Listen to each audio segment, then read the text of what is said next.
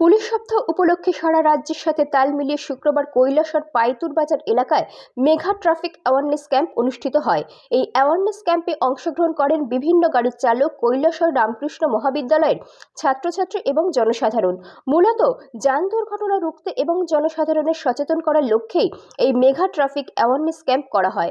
কৈলাসহর পাইতুর বাজার এলাকায় এই অ্যাওয়ারনেস ক্যাম্পে নেতৃত্ব দেন আগরতলা ট্রাফিক ইনচার্জ চিরঞ্জিত চৌধুরী। কৈলাসহরের ট্রাফিক ইনচার্জ থেকে শুরু করে কৈলাসহর থানার বিশাল পুলিশ ও টিএসআর বাহিনী।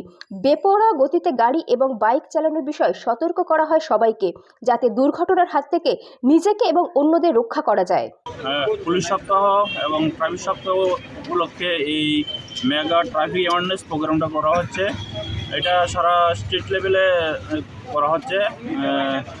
তো কীভাবে যান নিয়ন্ত্রণ অ্যাক্সিডেন্ট কমানো যায় সেটা পাবলিক বা ড্রাইভার বা শ্রমিক ভাইরা যাতে অতি সহজেই জানতে পারে কি যে ট্রাফিক অ্যাওয়ারনেসটা কেন করা হচ্ছে, ওইটাই অ্যাওয়ার্ড দেওয়ার জন্যই আমরা কৈলাসহরে অবস্থান করছি।